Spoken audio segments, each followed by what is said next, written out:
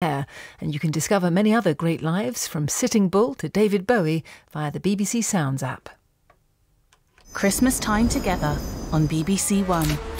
Poirot is here. Are we going to have a murder? Police say it's going to be spectacularly grisly. A 3-part adaptation of an Agatha Christie classic. Andover. Bexhill. Churston. A copy of the ABC Railway Guide was left beside the bodies. It is the killer telling us the rules of the game. John Malkovich and Rupert Grint star in the ABC Murders. There must be a code. The code is me. Starts on Boxing Day at 9 on BBC One. Family festivities go awry in our comedy tonight here on Radio 4 when the doorbell announces an unexpected visitor. A Christmas Not Special becomes one of Tom Wrigglesworth's hang-ups at 6:30 this evening. But now at 5 o'clock, it's time for PM with Evan Davis.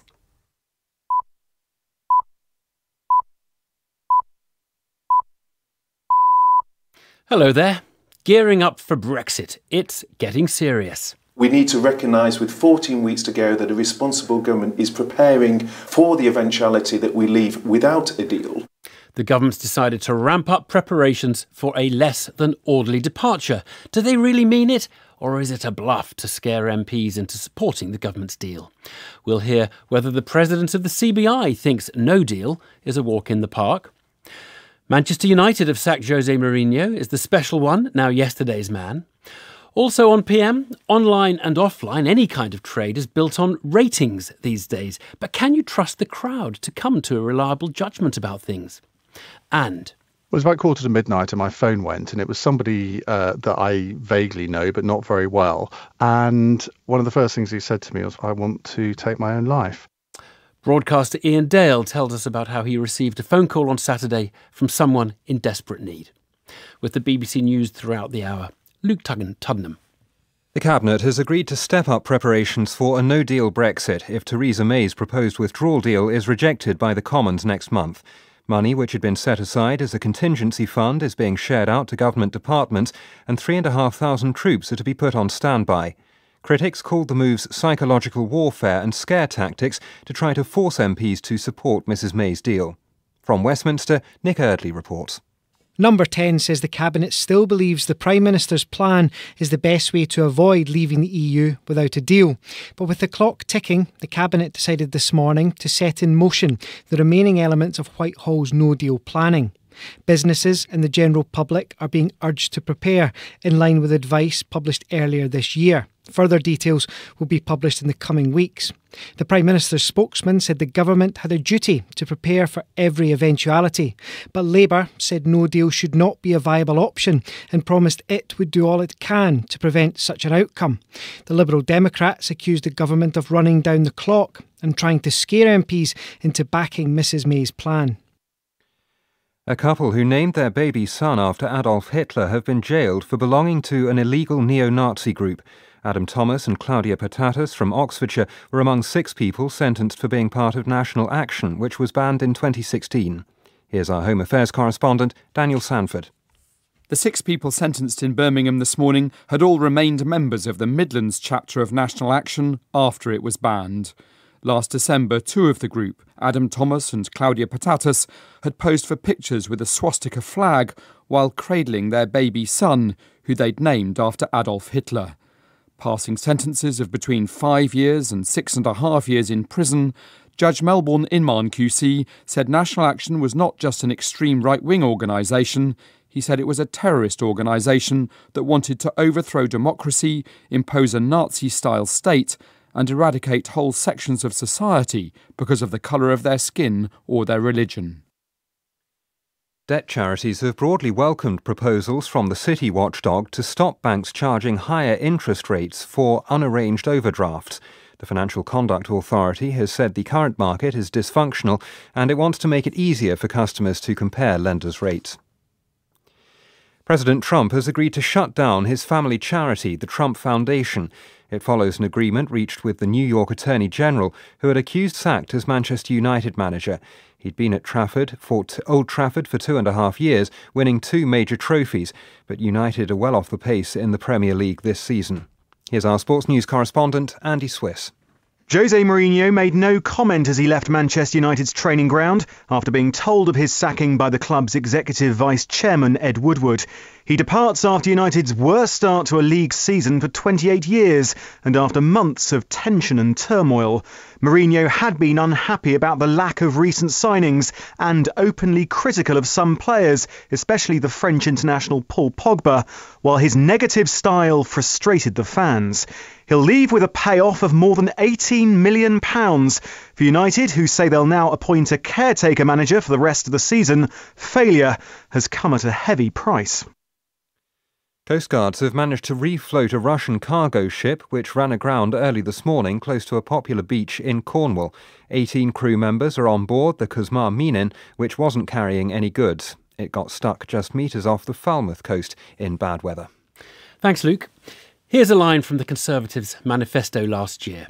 Quote, Theresa May's Conservatives will deliver the best possible deal for Britain as we leave the European Union, delivered by a smooth, orderly Brexit. A smooth, orderly Brexit. Well, it's not an aim there. It sounds like a policy to be delivered. Yet today, the government chose, or has pretended to choose, to ramp up its preparations for a less than smooth and potentially disorderly Brexit. The Brexit Secretary, Stephen Barclay, spoke to Sky's Tom Rayner. The government's priority remains to secure a deal, but we need to recognise with 14 weeks to go that a responsible government is preparing for the eventuality that we leave without a deal. Over the coming weeks, you will see a significant increase in the communications to businesses to ensure that the technical notices that we put out in the summer, the notices we have put out since, actually get the traction with the business community that we need to see so that they are planning in the event that no deal were to occur. Isn't this irresponsible brinkmanship, though? There is no majority in the House of Commons for no deal. This is the government walking MPs to the cliff and saying they can only vote for a deal that they hate or an alternative. It's not enough for Parliament simply to say what it doesn't want. There has to be an agreed position to move forward. And so there are a number of scenarios being floated in government without, I think, people really engaging on the consequences of that. Either the consequence to our democracy of not delivering on the referendum, not having Brexit, or the idea that we can cherry pick and have some sort of managed no deal where the EU would suspend its own red lines, which I don't think is feasible. Stephen Barclay there, Brexit Secretary, straight after a cabinet meeting where all this was decided. The deal is still the preferred option, but you never know what might happen, so a lot more preparation needs to be done. Now, you heard in the question there from Tom Rayner of Sky, one interpretation of all of this, that this is really part of a kind of game, a tactic, that while Brexiteers are very content with no deal at this point, they'll support the tough talk, it suits some others who are not real strong Brexiteers, because this could be all about scaring MPs into submission. Support the PM's deal, or the country gets it, is the pitch. Few people believe Theresa May would really allow an acrimonious break with our closest trading partners and allies, and only about 130 MPs are thought to be happy with the idea of no deal. However, it is the default in the absence of any agreed alternative, so it can't be ruled out. The Cabinet appears to be divided, and for some sort of intel on that, let's talk to Sam Coates, Deputy Political Editor of The Times. Sam, you've heard quite a bit about what was going on in Cabinet today. Talk us through the division there. Good afternoon, Evan. Well, it was 3 hours. 25 different ministers around the cabinet table spoke. One of them called it at the end a marathon punishment. The issue, as you say, was how much more no deal planning should this government do? How much should they prepare in case Theresa May and Parliament don't get that deal with the EU for March 29th, 2019? It was a difficult and at times testy cabinet meeting.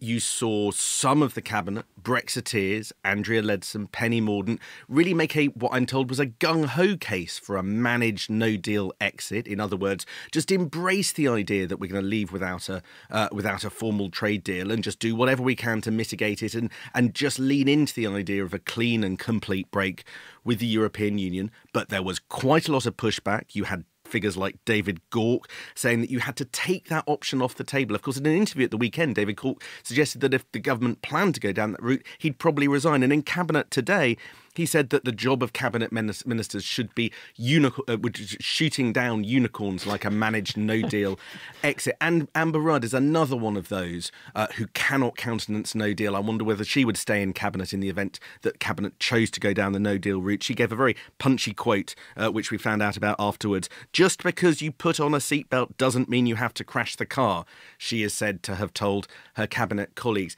That's just some of the indication of the strength of feeling. I'm told, on balance, there were not many people for managed no deal, but often those who shout the loudest command the biggest attention, and that's why you're hearing quite a lot about the managed no deal side. But they're all going along with it up to this point, so we haven't had... Because some might say, okay, this is... At least there's no deal. And even cabinet ministers like Sajid Javid, who don't want no deal, think you do have to prepare, because he looks around the cabinet table, he sees the gridlock, he sees the dissent, he sees the argument, he sees the lack of consensus, and thinks, look, we've just, as a sensible, cautious, pragmatic preparation and insurance policy, got to prepare for it, because I look at this bunch and I can't see them coming to agreement for certain.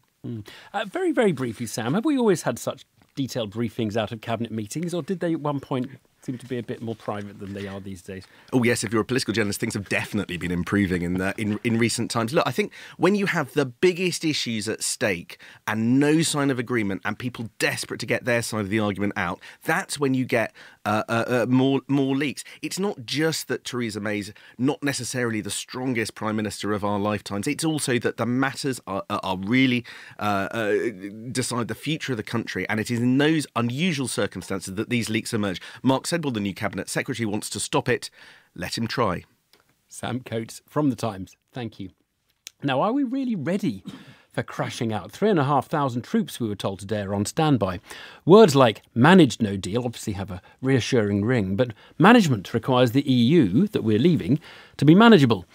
There are lots of examples that seem to indicate a lack of preparedness. Just one example, when it comes to Kent and the potential disruption to lorry traffic, it turns out that we are in the middle of a huge upgrade to the M20, unrelated to Brexit, which is slowing traffic and reducing capacity. That work isn't going to be finished until 2020. The M26 will be an important lorry park in the event there are backups.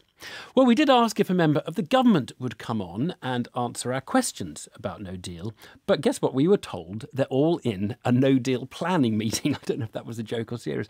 However, we did talk to the Health Secretary, Matt Hancock, yesterday, and there was a minute of that interview which actually didn't make the edited version we broadcast and which is relevant to the debate today.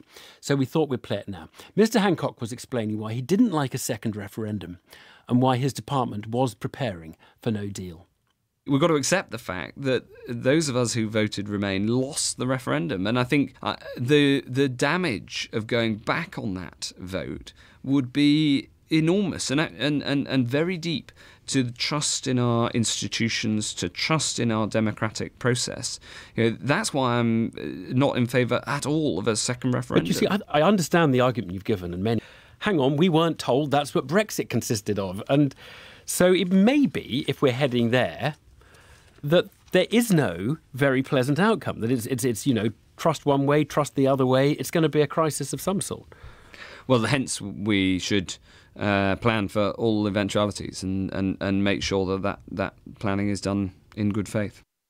And Matt Hancock thinks the answer is to support the Prime Minister's deal. Well, let's talk to John Allen, President of the Employers' Organisation, the CBI. He's chairman of Tesco, used to run a logistics firm, Excel, before it was merged into Deutsche Post. Very good evening to you, John. I put the Sun in front of you. Read the top banner. It's a double-page spread. The top banner at the top of that page. Yes, it says EU has more to lose if UK is prepared. Right. The EU loses more. It's all about no deal. Mm-hmm.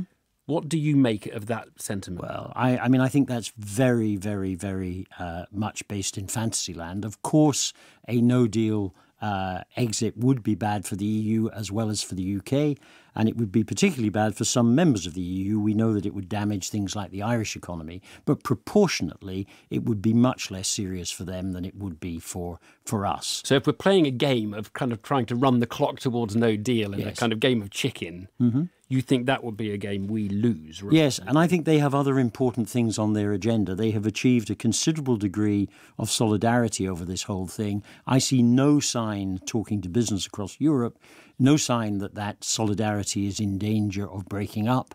So I think if we believe that we will frighten them into a better deal, we really are, we're not in the land of reality. Matthew Lynn in The Spectator has written about how it may not be as bad as people think.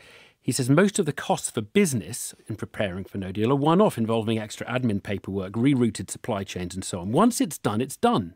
By February, most of the money will have been spent, and it won't make much difference whether there's a deal or not. Is that correct? Well, I'm not sure it is. Of course, there are one-off costs which business is going to have to bear. And, it's not just business. Ultimately, they will be borne by the economy.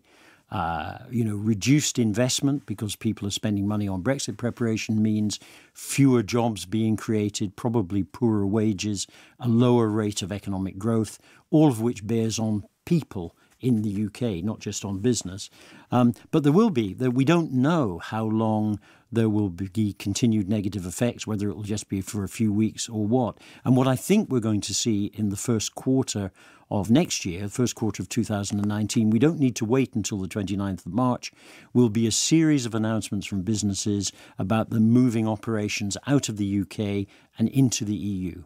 Individually, some of these may be quite small, but I think the cumulative impact of that will be quite significant because we're now at a stage where people can't afford to wait to see what the outcome is. And that's why, frankly, whatever their motives, and I'm not going to speculate on their motives, I welcome the fact that the government is paying more attention and spending more money on no-deal preparation. What I'd like to see is equivalent urgency in trying to find a way through that avoids us having to have no deal. And business is very concerned, I think, that we see no real sign that our politicians are striving to find a plan B if the Prime Minister's deal is not approved by the House of Commons. Your Tesco chairman, what would it mean for Tesco? How ready is Tesco? Well, Tesco will be as ready as it possibly can be. I mean, we will raise stock levels in the early part of the year. I think the impact of that for the whole UK grocery industry will be billions of pounds of extra stock being put in. That poses a significant sort of financial penalty for the companies concerned, but big companies can afford it. Evan, I'm much more concerned about small businesses who may not have the financial resources to try to take, the action they can take to mitigate the potential impacts of a no deal. So, big companies, I think, will find a way. We should worry about the effect on the UK economy and UK jobs and UK wages, which is where I think it will be significant. One of the difficulties in this debate is that because business, by and large, wants to remain or wanted to remain, Brexiteers will always throw at you the charge, this is all designed to kind of cow us and to make us more kind of scared, to stop us leaving, basically. Well, Project fear. I don't think that's true. I mean, the CBI has firmly supported the deal that the Prime Minister has negotiated. And, if she succeeds in getting that through the Commons, fine. But equally, we're saying, that doesn't look probable at the moment. And I think it's incumbent on all of our politicians to think seriously about what's Plan B if Plan A doesn't work. And you would prefer a delay to Article 50 or something like that? Or... I think we'd prefer a delay in order to be able to find our way to Plan B. I think a delay just for the sake of delay achieves nothing. Yeah. If it's just the cliff edge in 3 months later. You just push the cliff edge out 3 months or 6 months. It's interesting that the Prime Minister's only put the vote in for 4 weeks away. Yes. Would you rather that they got round to that vote more quickly? Because yes, it has been. I think business finds it incomprehensible that the vote was delayed. If we had had a vote last week, they would have been in a position, even if she'd lost it, which was the expectation, which she herself said, they'd have been in a position to start thinking about alternatives. Now, alternatives can't be considered until at the very earliest, week commencing January the 14th, by which time, the clock has ticked. And it's a month from today. John Allen from the CBI, thank you very much. Thanks for coming in.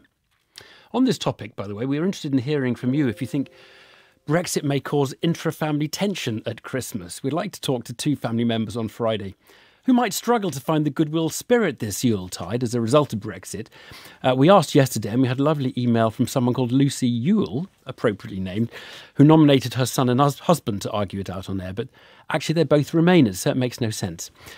Lucy, if they argue even when they agree, that's just normal intergenerational interaction, nothing to do with Brexit. Paul wrote to say, all our relatives and most friends want Brexit and believe that no deal is better than a bad deal. Paul, you need to broaden your circle. And then we had one, she said this, both myself and my husband are passionate Remainers. My mother-in-law is a passionate Brexiteer. It's caused very heated arguments in the past. To put it in perspective, my mother-in-law calls the EU the Antichrist. She voted Brexit from an anti-immigrant stance. And I did find this to be somewhat insensitive, considering I am an immigrant myself. Well, I do hope there are no other issues going on there. But do let us know if you're worried about Brexit spoiling your Christmas by causing domestic strife. You can email us at pm@bbc.co.uk or tweet to @bbcpm. Maybe use the title Brexmas so we can sort the emails accordingly. Now, 5:20, let's get a quick update on the headlines with Luke Tuddenham. 3,500 military personnel are to be put on standby to help in the event of a no-deal Brexit. The Cabinet approved stepping up preparations, but said that getting the Commons to approve Theresa May's deal next month was its top priority. 6 members of a banned neo-Nazi group, including a couple who named their baby to honour Adolf Hitler, have been given jail sentences. Manchester United have sacked Jose Mourinho after their worst start to a season for nearly 30 years. Thanks, Luke. And let's stay on that. Channel 4 News' political correspondent Michael Crick is one of the founders of the Manchester United Supporters Trust. We thought we should talk to him about this Mourinho sacking. Good evening, Michael. Good evening. Right. Fans had been a bit ambivalent about whether he should be the man before he even came, hadn't they?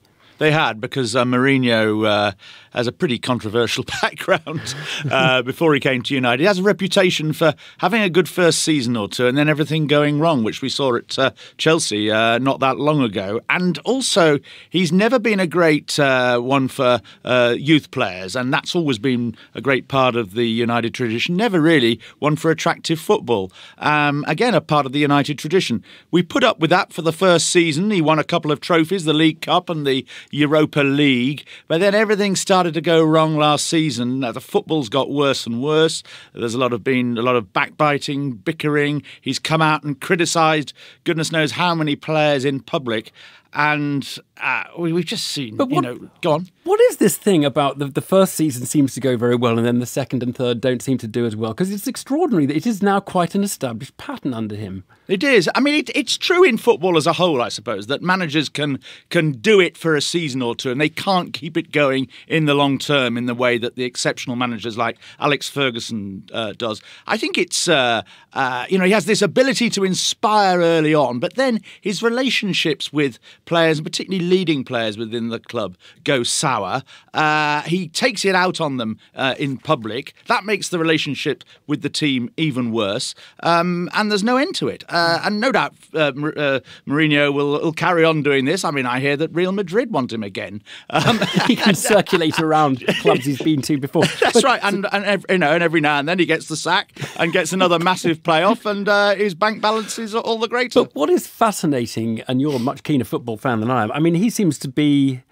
He's probably the most interesting man in football at the moment, isn't he? I don't know, it's just something totally charismatic about him. It's hard not to listen to him when he speaks somehow. But on the other hand, there are other people with charisma, which is a sort of much more positive, like the Liverpool manager, Jurgen Klopp. Jurgen Klopp, who has a charisma that fits in with the Liverpudlians and Scousers, and has created a wonderful atmosphere at his club, much to the jealousy of United fans. Like myself, and it's clear now we should have appointed him 5 years ago instead of this succession of duds. But they've got this problem, haven't they? Because they had Alex Ferguson for so long, and everyone said, look, it really works to just stick by a manager and not change a manager. And the truth is, it only works to stick by the manager if the manager's very good, and they happen to be very lucky they had a very good one at that point. And also, I mean, in Ferguson was very much a manager for the long term, who put long-term investment in the club. And of course, that only works if you're given the time by the board. And now the managers we've had since Ferguson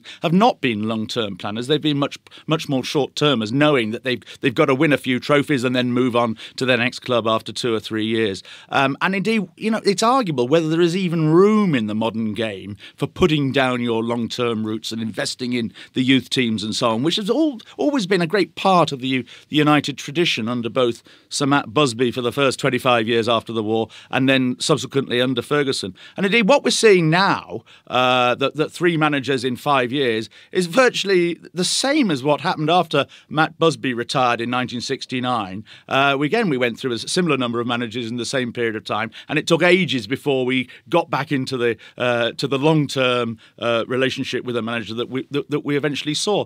The parallels are uncanny, and I think what happened in both in Busby's case and Ferguson's case is that neither manager, great though they were, actually put in that thinking for what was going to happen after them. Michael Crick, thanks a lot. Thank you. Among women who know they're pregnant, it is estimated that about 1 in 8 pregnancies end in miscarriage. It's a higher number than most people perhaps realise. And there are many more miscarriages that occur before a woman is even aware she's become pregnant. But far less common, and this affects about 1 in 100 women, is recurrent miscarriage. Now, our sister programme, IPM, has been hearing recently from listeners about miscarriage, and one woman got in touch to explain why, after traumatically losing 2 babies during pregnancy, she wasn't going to try again. I think initially it was just that grief and pain that you feel. Just almost like makes rash decisions, really. It just felt the right answer. But I know ever since both of us had a huge conflict in our heads and our hearts to whether we made the right decision. And we kind of talked through it. We both kind of just said it, just never again. Well, is there anything that could be done to reduce the chance of recurrent miscarriage? Luke Jones from IPM has been hearing from another listener who got in touch about a possible solution. So I was in the kitchen with my mum listening to IPM. I heard the listener describing her experience of having sadly lost 2 babies. And the reason that struck me was because I work in a clinic, the preterm surveillance clinic at St Thomas's, and I know about this clinic that might be able to help them. This, for me, in the UK at this time, is one of the biggest uncracked nuts, as it were, which has the most potential to make a difference. A preterm surveillance clinic set up by Professor Andrew Shannon, Prof to everyone here. This problem of early birth and late miscarriages, which are particularly horrible, is a huge problem. I mean, in terms of impact to society, it can't really be overstated. So the costs we spend in the NHS on this problem is literally billions. If you can keep babies in just for 7 days longer on average, that'll save the NHS £1 billion a year. It's about the same cost we spend on the impact of smoking, or the impact of obesity, or the impact of alcohol. So it's comparable to those huge public health problems. When we looked into it, we realised that people weren't being seen. If you'd lost babies before or had very early babies, most people would just say, don't worry, it's not likely to happen again. And so we started doing research on various tools about how to predict who's going to deliver early. And obviously we did research on ways of preventing those tools. And actually what was fantastic was women voted with their feet. Well, now we have 4 or 5 rooms on the go all day, and we will see 60 very high-risk women in a day.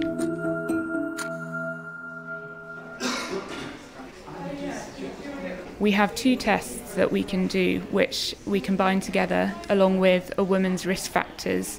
So, for example, if she's had a previous preterm birth, and we enter that information into an algorithm that we've developed over the past 10 years or so. The majority of women we can reassure, and we say your risk is extremely low. But for those women who are at high risk, we bring them back more often. we monitor them, and we can offer interventions. So, for example, we can offer a stitch in the cervix, or sometimes we bring women into hospital to be able to give them steroids to make sure the baby's lungs are mature if we really think that baby is going to come early. So this is one of the rooms where we see patients. There is an ultrasound machine. This is their regular Wednesday clinic. All the expectant mothers here will have had at least one late-term miscarriage and are trying again under close observation. A massive shock. When you've already got one child, you kind of expect the second one to happen again really quickly, which it did, but it just didn't go to plan. Fell pregnant again, and that ended in a late miscarriage in February. I didn't expect it. I went into labour at home. The ambulance didn't arrive in time. But yeah, she arrived on the bathroom floor at 2 o'clock in the morning, which was a massive shock to everybody. I was fortunate actually to fall pregnant again in the May, but that also ended at 18 weeks in September. So it was a third miscarriage? That was the third miscarriage, yes. At 18 weeks again. So I'm just over 17 weeks pregnant with twins. Twins? Yes. Gosh. So yeah, I've had a bit of a bumpy ride. This is an IVF pregnancy. I suffered a miscarriage last year. It was quite a late miscarriage in my second trimester.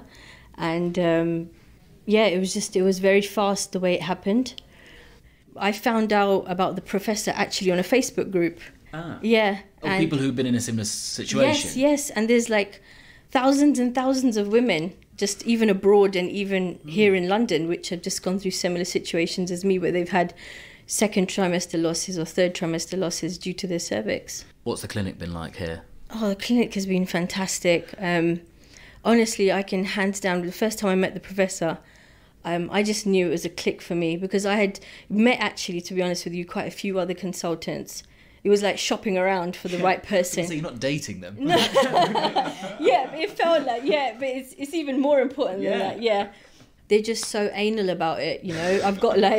I feel like I live at this hospital more than my own home, because I'm coming in 3 times a week. We have really good tests now to be able to say it's not going to happen again.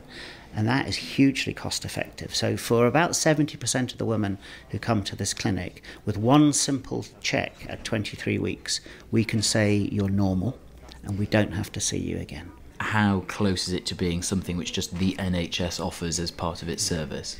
I think we've just managed to persuade the health service that this is a really important area, and there is a stated government target to reduce preterm birth in the next 20 years or so from 8% to 6%. Now, the government then tasked the NHS to deliver that, so we're right on the cusp now of working out exactly what we're going to do with NHS England to roll this out. Broadly, would you say what you're doing is easy, as like a fix to this hard problem? The great thing about this clinic is there's nothing in the ingredients that isn't immediately available everywhere. So actually this is completely generalisable and could be introduced anywhere with the right sort of political and financial agendas. Luke Jones reporting there on of IPM on help for would-be mothers who've had to deal with miscarriages. 28 minutes to 6. Let's just get a summary of the news with Luke Tuddenham. The Cabinet has decided to step up preparations for the possibility of a no-deal Brexit. Ministers have allocated £2 billion to various government departments to help if the UK leaves the EU in March without a formal agreement. The Defence Secretary, Gavin Williamson, says 3,500 soldiers are ready to assist, but says there's been no formal request from any department. Critics of the government have accused it of scare tactics to try to make MPs back Theresa May's deal. The chairman of Tesco, John Allen, who's the president of the employers' organisation, the CBI, told us he was happy to see more detailed planning. We're now at a stage where people can't afford to wait to see what the outcome is. And that's why, frankly, whatever their motives, and I'm not going to speculate on their motives, I welcome the fact that the government is paying more attention and spending more money on no-deal preparation. What I'd like to see is equivalent urgency in trying to find a way through that avoids us having to have no deal. A couple from Oxfordshire who named their baby after Adolf Hitler have been jailed for belonging to the banned neo-Nazi group National Action. Adam Thomas and Claudia Patatas were pictured cradling their son in front of a swastika flag. Donald Trump has agreed to shut down his family's charity, the Trump Foundation, following an agreement with the New York Attorney General. She'd accused the organisation of a shocking pattern of illegality and said it had been used to advance his 2016 presidential campaign. Jose Mourinho has been sacked as the manager of Manchester United after they made their worst ever start to a Premier League season. United are 19 points behind the leaders Liverpool. The decision to sack Mourinho will cost the club more than £18 million. The medicines regulator is warning that moisturising creams used to treat skin conditions such as eczema could be a fire risk. They want clear warnings on product packaging so consumers realise the creams can build up in fabrics, causing them to catch fire more easily. Now the currency and stock markets. In London, the 100 share index closed down 72 points at 6,702. A short while ago in New York, the Dow Jones was up 311 points at 23,904. Against the dollar, the pound is trading at $1.26, and against the euro, it's at €1.11, which makes the euro worth 90 pence. Thanks, Luke. As you've just heard, President Trump's troubled charity foundation is to close down amid allegations that it misused funds. The move comes after a deal reached with the Attorney General of New York State, Barbara Underwood, who will supervise the distribution of its remaining money. Now, she's accused Mr. Trump and family members of using it for both private and political gain. Neda Tawfik is our North America correspondent. And Neda, maybe just give us some backstory on this foundation and why it has been so controversial. Yeah, well, this is a foundation that Mr. Trump started in 1987 with money from his book, The Art of the Deal. And he funded it himself until about 2005, when really after that, it relied solely on donations from his friends and different groups that contributed to the donation. And really, during the presidential campaign of 2016, it came under intense scrutiny. Mr. Trump was one to boast about how charitable he was. He wasn't releasing his tax returns. And so a lot of people started digging into this foundation, including the New York Attorney General of that time, Eric Schneiderman. And in October of 2016, he ordered that the foundation stop fundraising because he says it wasn't properly registered. And what ensued from that was a 2-year investigation into the foundation, which resulted in a lawsuit which was filed this past June, as you said there, alleging that the foundation had persistently illegal conduct and benefited Mr. Trump personally and politically. Now, we know there are kind of legal issues and legal problems mounting around the president. Why now for this one, do you think? Well, in this case, part of this lawsuit's relief that it sought was to have the foundation shut down. Now, Mr. Trump had, previously promised he would shut it down so that there was no kind of view of impropriety. But in this case, this lawsuit is still ongoing, even though the foundation is shutting down, and it alleges some pretty, damning allegations against the president, a violation of state and federal law. So, for example, it says the foundation, in the personal sense, it really benefited his business. A $200,000 gift that went to the Central Park Conservancy, the lawsuit says, actually restored a fountain outside of President Trump's Plaza Hotel. The foundation also made political donations that broke law. And also, he said at the Attorney General, Barbara Underwood, the current Attorney General, said the campaign also kind of ceded control of the charity's money during the political campaign. So while the president, if many remember, kind of stopped his campaigning at a time and said he was going to fundraise for veterans, well, he took that money from the fundraisers in Iowa for veterans, put it into the foundation, and then his campaign manager, Corey Lewandowski, at the time, it's alleged in this lawsuit, then spent that money in the kind of early voting states of Iowa and New Hampshire. So real trouble here for the president in this lawsuit that alleges these violations of state and federal crimes. Yeah, doesn't sound good. Neda Tawfik, thanks so much for talking us through it. Now, you may have heard yesterday, we're looking at the phenomenon of customer feedback and ratings this week. It's become a frenzy. We're asked to offer an opinion on everything all the time, from books and gifts to hotels and restaurants to prisons and courts. Yesterday, you heard some Google reviews of the Pacific Ocean. And you also heard Kate Bevan-of-Which and I tapping the happy green face outside the toilets at Charing Cross Station, as you do, a mark of the cleanliness inside. Kate and I thought those green buttons, the grumpy face or the happy face, we thought that was probably helpful feedback for those looking after the toilets.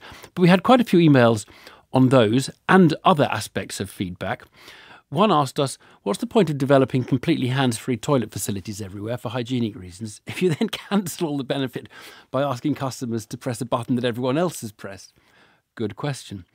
Overall, though, I detected from your emails a certain scepticism with the reliability of all this online rating as well as offline, those happy face, grumpy face buttons in particular. More than one person had seen children tapping the buttons with abandon and wondered if that invalidated the results. So when it comes to ratings, can you trust the crowd to offer a useful view of things? I took a trip behind the scenes at a company that uses ratings and one that collates them.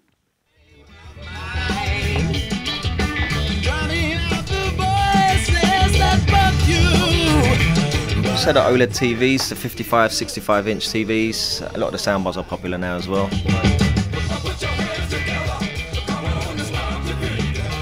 So this is the busy period, is it?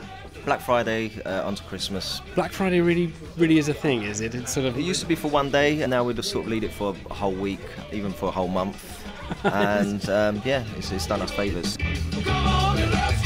Electronics retailer Richer Sounds is so keen on feedback, it sends its customers an automated email asking for it after a purchase. And it certainly gets a lot back and some excellent ratings. In fact, I've asked Charlie to show me around the store he works in because I spotted one review that mentioned him by name and his excellent service. But while Richer Sounds says it likes to know what we think, it would be only human if they really only wanted to see the good reviews. Chief Executive Julie Abraham took me through the company's approach to feedback. It gives the customer an opportunity to review the service that they've received in store, good and bad, and to give us a star rating between 1 and 5. So we've got some Trustpilot reviews here. This is for one of your branches. Excellent. 92% of the ratings were excellent. I'm just looking at one here. Service from Charlie was excellent, but the deputy manager, not so good, not impressed with that. There's a gentleman called John Clayton who replies. And someone said, I didn't like the deputy manager in this particular store. And John, he says, we need to follow this up, I think. He says, I'll be investigating the matter. Yeah. Is he going to investigate them, literally? Absolutely. Well, it could be there was something desperately wrong that day and the deputy manager had a bad personal problem, a bad experience. And we want to know about that as much as maybe he's just got a hangover and got out of bed the wrong side. Can you trust the customers? Because one worry would be that what you get is not a typical selection of customer feedback. You get those who've had a particularly interesting experience, either good or bad, and they want to feedback. And all the kind of normal people who just go in and don't have the time to fill out questionnaires or feedback forms, they're not motivated enough to do it if their experience hasn't been interesting. I think you have to go in good faith. I've used Trustpilot myself in the past, and it's helped me sort out a problem that I didn't seem to have any way of fixing as a customer, and I couldn't get to the bottom of the problem by dealing with the company direct, but as soon as I put something on Trustpilot, it worked. When you go shopping, do you find yourself as a consumer being assailed by opportunities to feedback? Does it go too far? In some cases, yes, you can feel like that. I don't think every company does it. Some companies, if you haven't reviewed after one request, will send it 3 or 4 times, and I think that's objectionable. Some companies do go far too far. Well, Richer Sounds is not alone in using a company called Trustpilot to help collate its feedback. And in an office across London next to St Paul's, you'll find the UK headquarters of Trustpilot. The work here is paid for by corporate clients. Many staff here are account managers. But it's not paid for by the public who might want to read reviews. Glenn Manoff is a senior vice president at Trustpilot and is obviously a huge believer in the rise of ratings. It's more important than ever because people simply don't trust even the experts. You used to get Which magazine, and that's still a great way of checking out reviews, but they can't review every product and every company on earth. There's a limited amount that they can do. So we're trusting each other more, we're trusting companies and institutions less, and this is a platform which lets that happen in an open and transparent way. How would you advise companies to interpret the ratings? Interestingly, we just did some research, this was in the Netherlands, and we'll repeat it here, that said consumers trust 4 stars more than 5 stars. Because they feel it's more authentic, they feel it's unlikely that everyone gets it right every time. And so they read the negative reviews, they know that things go wrong sometimes, but what they want to see is how the company responds. So if a company screws up, but I see they responded immediately, apologized, fixed it, that builds trust. If I had 1 or 2, I would be concerned. What about companies, friends and family just put up a nice little 5-star review saying I was so pleased with the service I was getting. If it's the small trader, they don't need to do many fake reviews with friends and family to make quite a difference, right? So we're not perfect, but we're pretty good at detecting fake reviews. We've got technology that uses artificial intelligence and lots of clever algorithms that looks at hundreds of different factors to make a determination about a score, whether we think it's fake. I don't think we find every time your cousin or neighbor or wife or whatever leaves a review for your company.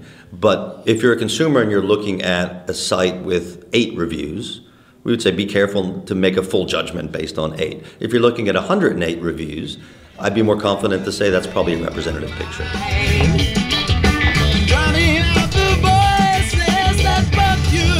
Back at Richer Sounds, my slight concern is that an excessive weight on ratings might be demeaning to staff or forcing them into new levels of phony friendliness.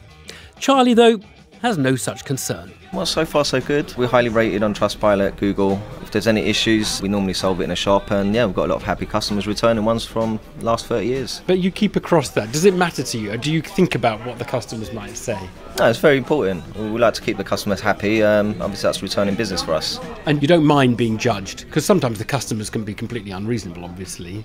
And I just wondered whether, you mind being judged. No, I mean, that's what we learn from. So if we do wrong, we can obviously make it right next time. Julie, Chief Executive of Richer Sounds, with me in the store. And Julie, all the staff get rated. What about you? Yeah, we send out a colleague survey on an annual basis, and in that they get the chance to feedback on everything we do as a company. So you might call it a bit of a ratings culture, but we're not just asking customers to feedback, we're asking colleagues to feedback on us as a company and each other as well. It's a ratings world.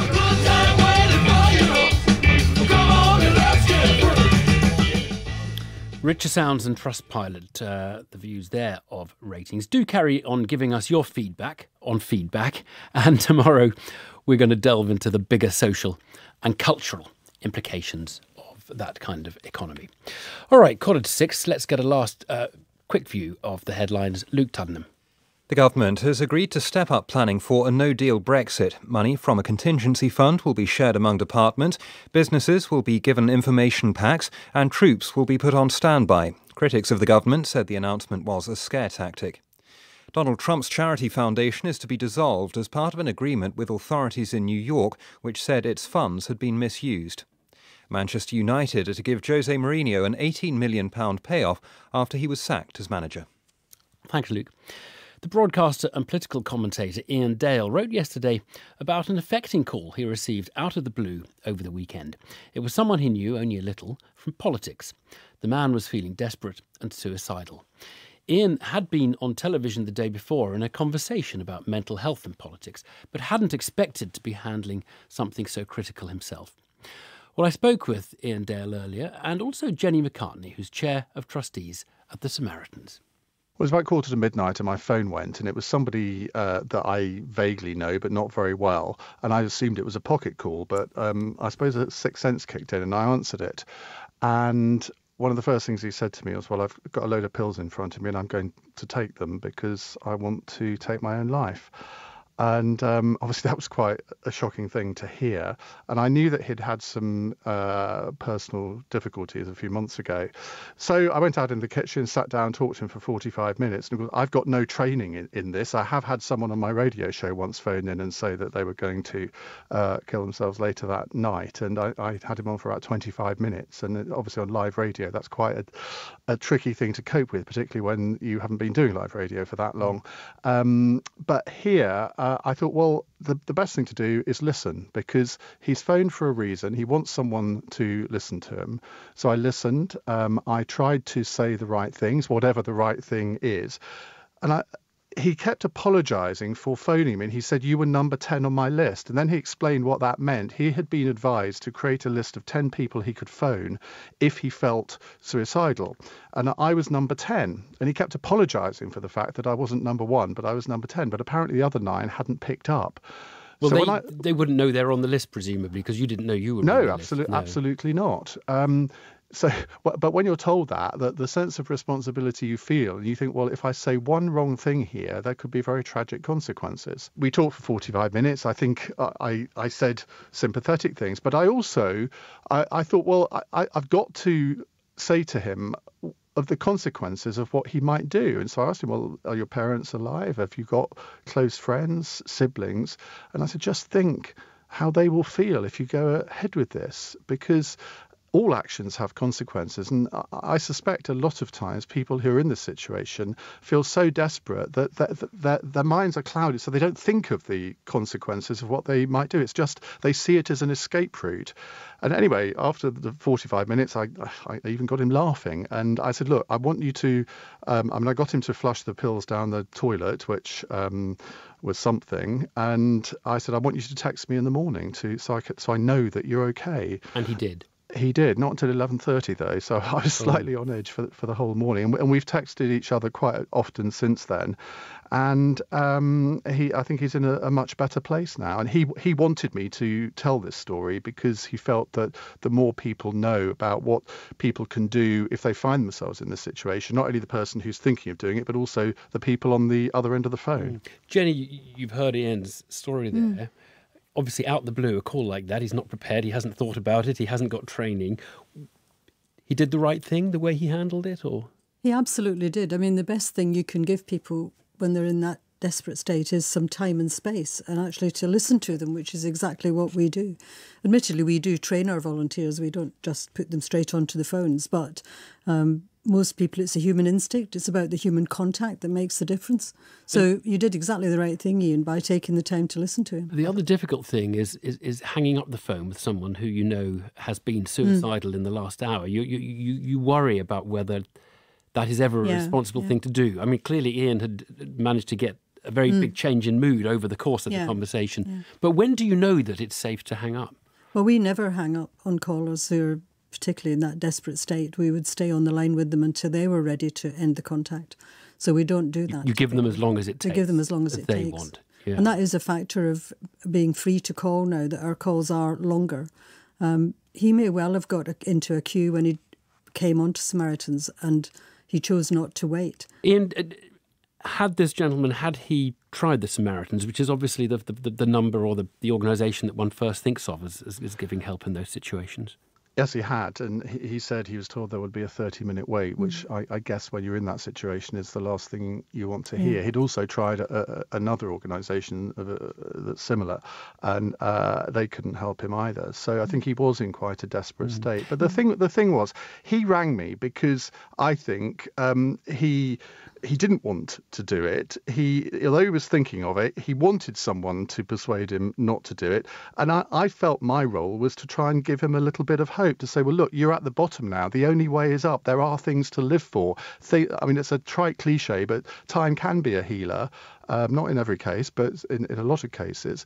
And I think it was partly that well, I don't know. I mean, how do I know what persuaded him not to do it? But I felt that was the right thing to do. There was a certain grain of willingness there to rise out of it. Just take us through this wait, Jenny, at the Samaritans. I mean, how often are people getting engaged tone or getting told they'll have to call back? In the evening, we've instituted a queuing system because we're very busy at nights, and a lot of other agencies are closed then, so the people come to us for support. Generally, the queue's about a minute before another volunteer becomes available, so it's generally not a long wait for people. And some people choose to go into the queue and some don't. But as I say, the average wait's about a minute. It's normally quick, but 30 minutes, that does sound rather a long time, doesn't it? It does sound like a long time, and it would be very unusual. But I mean, it may happen sometimes if you called at a particularly busy time. And Ian, had he been to, I don't know, whatever professional NHS, other mental health services are out there? Saturday night, maybe not the best time. No, he had tried to get treatment some weeks or months ago and was told there was a 2-year waiting list. We were talking on Politics Live on BBC Two with Isabel Hardman of The Spectator, who's had her own issues with mental health over the past couple of years, which she's talked very openly about, and good on her for doing so. She used her life savings to pay for professional treatment because she couldn't get it on the NHS. Now, she had the money to do that. She said she'd exhausted her life savings now. But if you haven't got any money, the system isn't there to help you. And I think that's part partly why both Michael, the name that I've given him, and I wanted to go public on this to try and it's great that you're covering this, Evan, to try and raise awareness. And the outpouring that I've had since I wrote this article is just astonishing. We think, Jenny, that Christmas is probably a time when there are a lot of stresses. Did your workload rise at this time of year? Yeah, I mean, we expect to take about 11,000 calls on Christmas Day. It's generally very busy. And over the whole organisation, there'll be 11,000 volunteers giving some time on Christmas Day, which is an amazing coincidence. Do you have enough volunteers? We never have enough volunteers. We could do more. And it was 45 minutes very well spent from your point of view, Ian. Well, I mean, I do. It's interesting. Quite a few people on Twitter have said to me, "Well, okay, we're all very concerned about Michael, but how about you?" And I mean, I'm actually quite an emotional person, and I'll sort of cry at Emmerdale. But I've tried to deal with this in the most logical way I can, and I was just grateful that I was there at the right time and picked up. And I just dread to think of the consequences if I hadn't been. Broadcaster Ian Dale and Jenny McCartney of the Samaritans.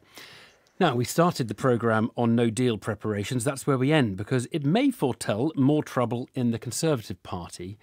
The former minister, Nick Boles, has tweeted, if at any point between now and 29th of March the government were to announce that no deal Brexit had become its policy, I would immediately resign the Conservative whip and vote in any way necessary to stop it from happening.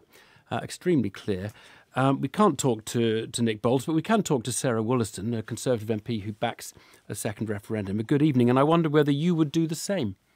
I've got a great deal of sympathy with Nick Boles, and I think what's happening at the moment is there's a game of brinkmanship going on, where many of us are being told that unless we vote for the government's policy, we'll end up with no deal. But if it became their stated policy that is what they were aiming to deliver, I think, like Nick, I don't think I could continue. Right. So what is the thing that triggers it? Because they're saying it is, they don't want it. But is it when the deal falls? Is that when you would have to make this decision? I think that if the deal fell and the government stated that it was their absolute intended policy to deliver no deal with no transition, because of the extent of the catastrophic consequences of that, I think that Nick would certainly not be alone in considering his position, because I think that, for me personally, knowingly inflicting no deal on my constituency, I don't think I could stick with that. But take me through what the dynamics would be. I mean, so you resign. So at that point, presumably Labour would say, let's put a confidence motion in the government, and then you vote against the government? But I think the point is, I don't think that this is going to happen, but I think the government needs to be very clear that there are... I mean, I know Nick's preferred position, as he stated it, is to move to a Norway-style EEA plus or minus a customs union arrangement. My preferred arrangement would be to put this to the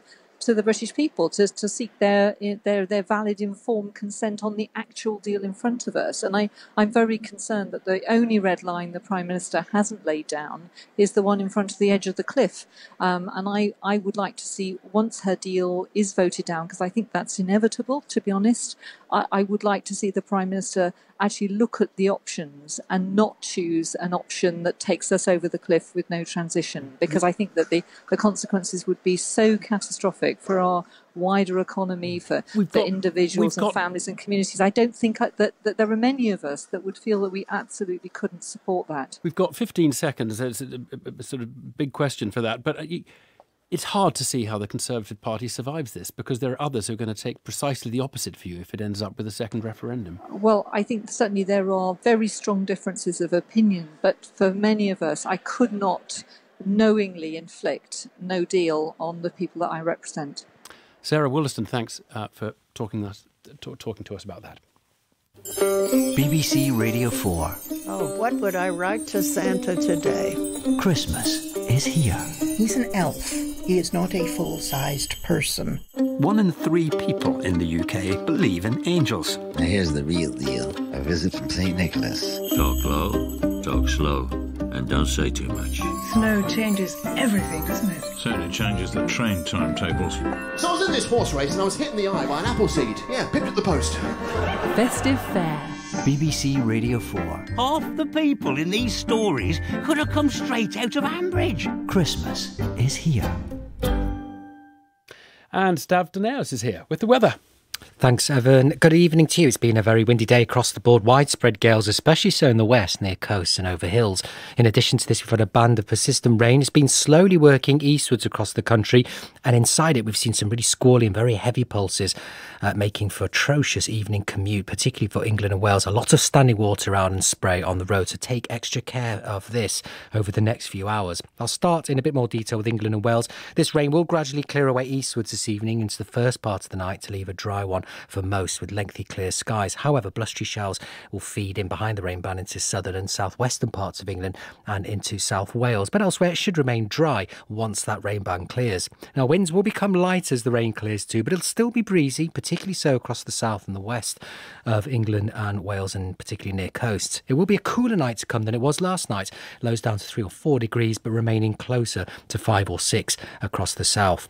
Now, for Scotland, Northern Ireland, that rain will clear the far east of Scotland very soon to leave most places drier this evening and overnight with long clear spells. However, we'll continue to see a feed of showers into western Scotland and at times for Northern Ireland too, and it'll be a bit breezier the further west that you are. A cooler night to come here for you as well than it was last night, with temperatures down to 2 to 6 Celsius. Now then, as we head on into tomorrow, low pressure still nearby, so we'll continue to see quite a breeze, but not as windy as today, with sunshine and showers, most of these across the west.